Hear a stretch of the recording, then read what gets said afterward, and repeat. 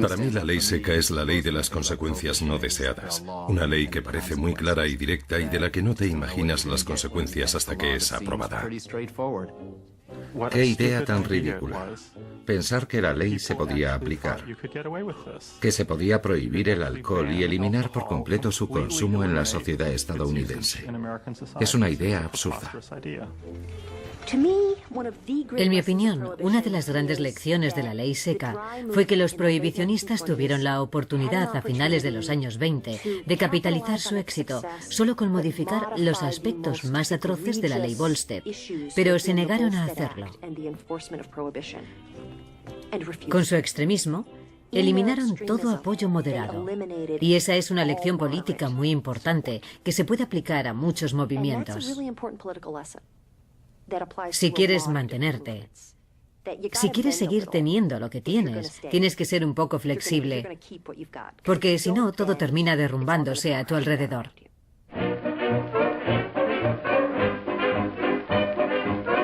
La ley seca.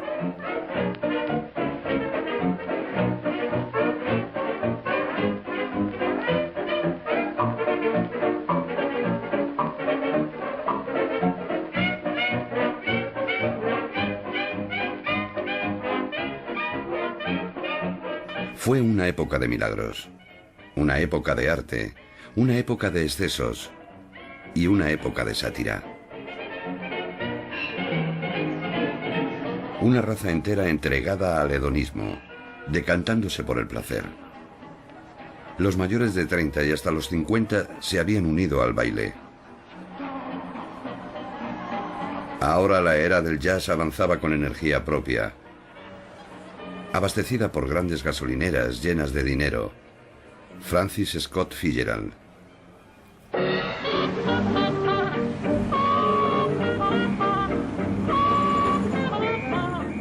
En los Estados Unidos de mediados de los años 20, el ritmo del cambio seguía en continua aceleración. Las grandes ciudades crecieron haciéndose mucho más grandes. Las mujeres empezaron a frecuentar lugares que no habían pisado nunca.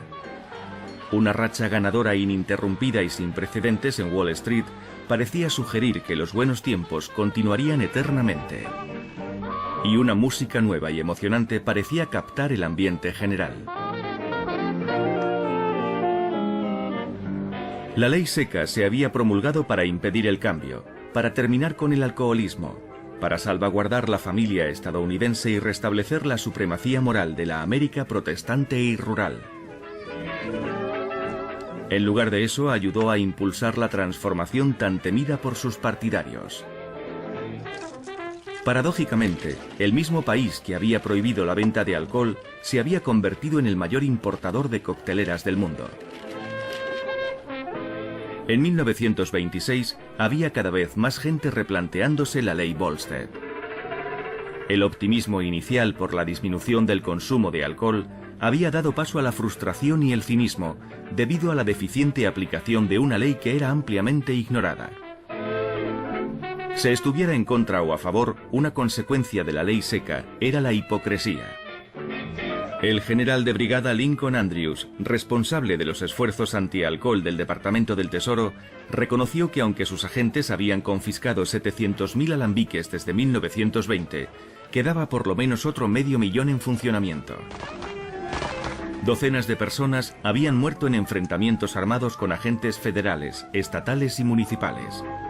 Muchos más morían por ingerir alcohol ilegal tóxico, que se fabricaba con alcohol industrial envenenado deliberadamente por orden del gobierno para evitar que se destinara al consumo humano. Y cuando Wayne Wheeler de la Liga Antitabernas, el líder del principal grupo de presión prohibicionista, denunció los hechos como suicidios deliberados por los que no se debía sentir compasión, incluso algunos partidarios de la prohibición se asombraron de su insensibilidad. Pronto, muchos iniciarían una lucha por la derogación de la 18ª enmienda tan encarnizada como la que se había librado en el pasado por su aprobación. Antes de lograr sus objetivos, la hija de un reverendo de Connecticut describiría un mundo nocturno que sus padres jamás hubieran podido imaginar. Un gángster asesino con un fatídico amor a la publicidad se convertiría en una figura internacionalmente famosa. y una defensora inquebrantable de la ley, abandonaría sus principios y colaboraría en envenenar la campaña electoral a la presidencia de los Estados Unidos. Episodio 4. Un océano de ron.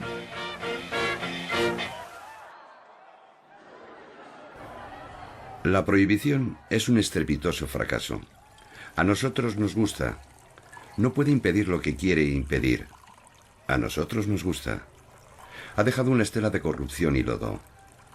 No ha conseguido prohibir nada. Ha llenado nuestro país de vicio y de crimen. Sin embargo, nosotros estamos a favor de New York World.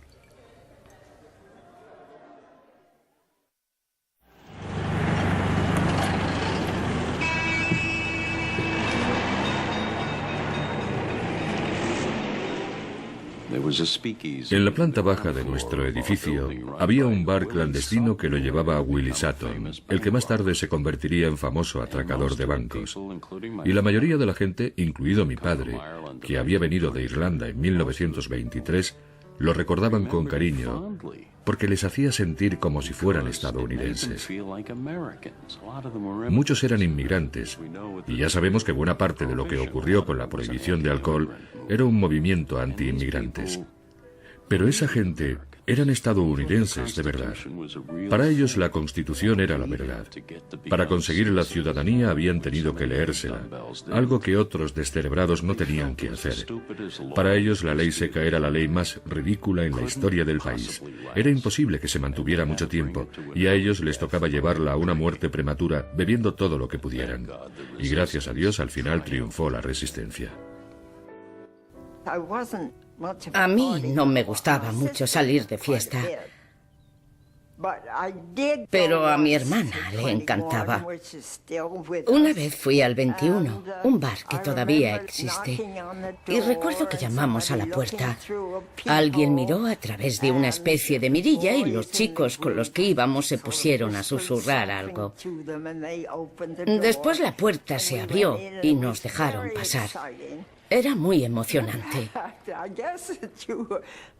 Supongo que se debía al hecho de poder infringir la ley tan fácilmente y tener que dar una contraseña y salir de fiesta.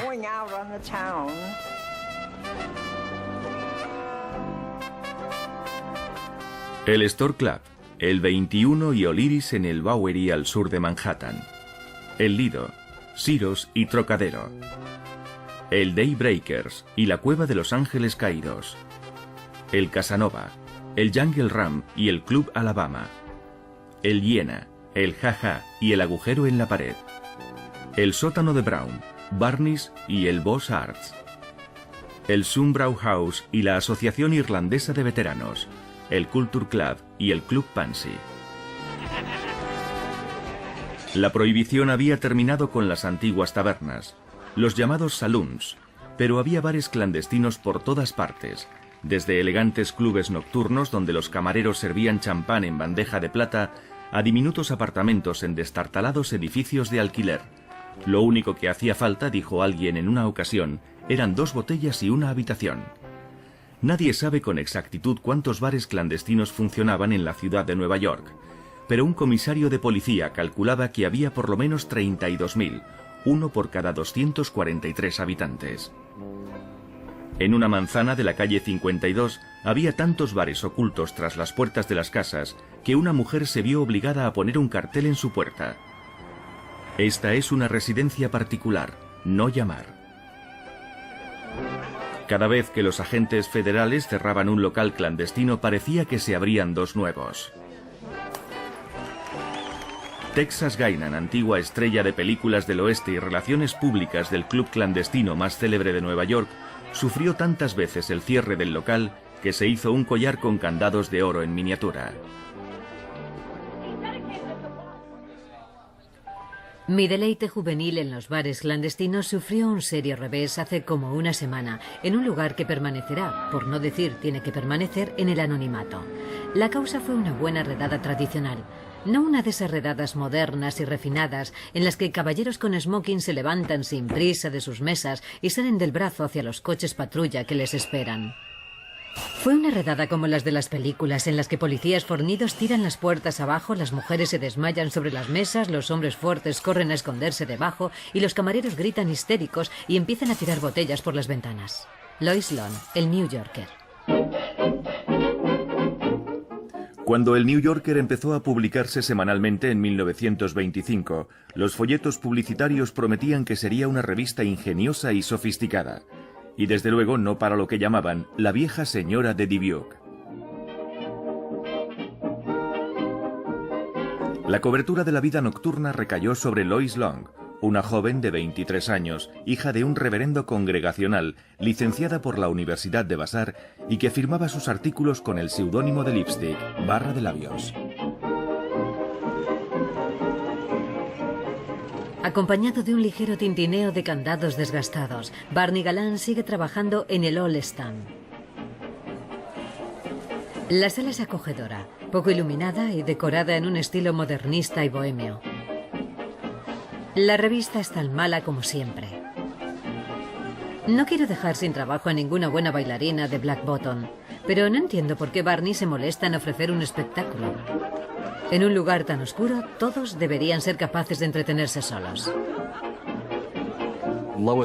Las columnas de Lois Long estaban cargadas de una especie de perverso sentido de humor sexual.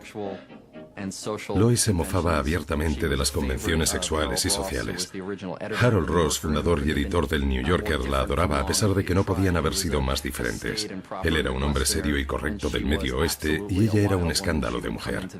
Lois podía llegar a la oficina a las 4 de la madrugada, normalmente bastante ebria, todavía con traje de fiesta, y si había olvidado la llave de su cubículo, se subía a una silla e intentaba saltar por encima, normalmente con un modelito muy poco recatado para el gusto de Harold Ross. Era en todos los sentidos, tanto a nivel público como privado, la encarnación de la típica flapper de los años 20. Y sus lectores la adoraban.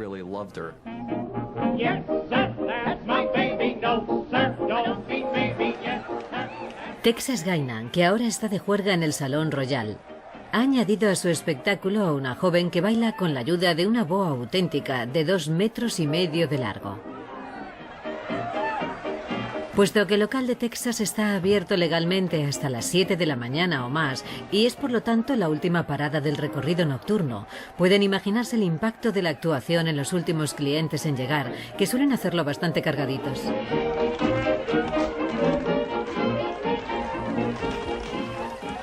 Lo más destacado de la semana ha sido la inauguración del Club Mirador. Nunca he visto tantas mujeres guapas y rubias juntas. Los hombres no eran guapos, pero parecían tener dinero. Rosita y Ramón presentan un espectáculo de baile y tienen una pinta tan sospechosamente española que estoy segura de que nacieron en Jersey City.